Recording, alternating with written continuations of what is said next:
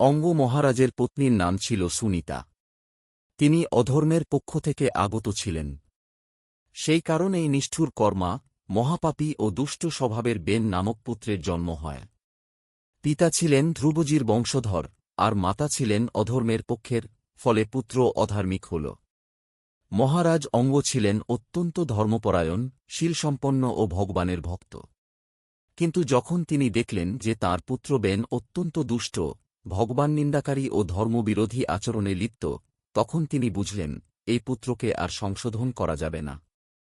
গভীর দুঃখে তিনি নগর ত্যাগ করে ভগবানের ভজনের উদ্দেশ্যে বনবাসে গমন করলেন। মহারাজ অঙ্গ চলে যাওয়ার পর মুনিরা দেখলেন, দুষ্ট বেন রাজ্যে ভয়াবহ অত্যাচার চালাচ্ছে। তখন তাঁরা কেবল হুঙ্কার মাত্রেই বেনকে হত্যা করলেন। এরপর প্রশ্ন উঠল, এখন রাজা কে হবেন? তখন বেনের দেহ মথন করে তাঁর বাহু থেকে মহারাজ পৃথুর আবির্ভাব ঘটানো হল। বিদুরজি জিজ্ঞাসা করলেন, হে মৈত্রেয় মুনি, মহারাজ অঙ্গ তো ছিলেন অত্যন্ত ধর্মাত্মা ও ব্রাহ্মণভক্ত। তাহলে তাঁর পুত্র এত দুষ্ট কিভাবে হল? এমন দুষ্ট যে তাকে নগর ত্যাগ করতে হল। আর বেনের এমন কি অপরাধ ছিল যে করুণাময় ঋষিদের ক্রোধ জাগল এবং তারা তাকে হত্যা করলেন? আমরা এই চরিত্র বিস্তারিত শুনতে চাই। মৈত্রেয় মুনি বললেন, হে বিদুর, একবার মহারাজ অঙ্গ অশ্বমেধ যজ্ঞ করছিলেন। কিন্তু আতি দেওয়া সত্ত্বেও কোনো দেবতা উপস্থিত হলেন না। ঋত্বিজরা বিস্মিত হয়ে বললেন, রাজন, আমাদের মন্ত্র শুদ্ধ, আহুতি শুদ্ধ, আমরা সকলেই শক্তিশালী ব্রাহ্মণ, তবু দেবতারা গ্রহণ করছেন না।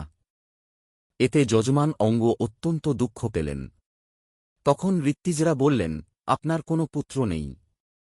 যাদের পুত্র নেই তাদের উচিত সম্পূর্ণভাবে ভগবানের ভজনে জীবন সমর্পণ করা। নতুবা গৃহস্থ ধর্ম অনুযায়ী যে গৃহস্থ ভজন করে না এবং ধর্মপুত্র লাভ করে না, সে পুত্র নামক নরকে পতিত হয়। ভগবানের ভজন সমস্ত ঋণ থেকে মুক্ত করে। মহারাজ অঙ্গ অত্যন্ত বিষণ্ণ হলেন। ঋত্বিজরা বললেন, এ জন্মে আপনার কোনো অপরাধ নেই, কিন্তু পূর্বজন্মের পাপের ফলেই এই বাধা। তখন অঙ্গ বললেন, তবে সেই পাপ নাশের উপায় কি? উত্তর এল, পুত্রকামনায় যজ্ঞেশ্বর শ্রীহরির আরাধনা করুন। তাতে পাপ নষ্ট হবে, পুত্র লাভ হবে এবং দেবতারা স্বয়ং উপস্থিত হবেন। যজ্ঞ শেষে অগ্নিকুণ্ড থেকে এক দিব্য পুরুষ আবির্ভূত হলেন, স্বর্ণহার পরিহিত, স্বর্ণপাত্রে ক্ষীর নিয়ে। মহারাজ অঙ্গ সেই ক্ষীর গ্রহণ করে স্ত্রী সুনীতাকে দিলেন। কিন্তু সুনীতা ছিলেন অধর্মের বংশজাত। গর্ভাবস্থায় যেমন ভাব, তেমনই সন্তানের সংস্কার পড়ে। তাই পুত্র জন্মাল দুষ্ট স্বভাবের। তার নাম রাখা হল বেন। বেন বড় হয়ে অন্য শিশুদের গলা টিপে মারত। বনভূমিতে গিয়ে শত শত পশু পাখি হত্যা করত। সবাই ভয় পালাত, বেন এসেছে। মহারাজ অঙ্গ বহু বোঝালেও দুষ্ট স্বভাবের পরিবর্তন হল না। অবশেষে তিনি বৈরাগ্য গ্রহণ করে বনবাসে গিয়ে ভগবানের ভজনে লীন হয়ে দেহত্যাগ করে ভগবৎপ্রাপ্তি লাভ করলেন। রাজা না থাকায় বাধ্য হয়ে বেনকেই রাজা করা হল। রাজা হয়েই সে সব ধর্মকর্ম নিষিদ্ধ করল, যজ্ঞ, দান, নামকীর্তন সব বন্ধ। ঋষিরা প্রথমে তাকে বোঝাতে গেলেন, কিন্তু সে ঋষি ও ভগবান উভয়েরই নিন্দা করল। তখন ঋষিদের ক্রোধ প্রকাশ পেল এবং তারা বেনকে বধ করলেন। পরে তার দেহ সংরক্ষণ করে ঋষিরা মথন করলেন। প্রথমে জঙ্ঘা মথনে নিষাদ জাতির উৎপত্তি হল, বেনের পাপরূপ।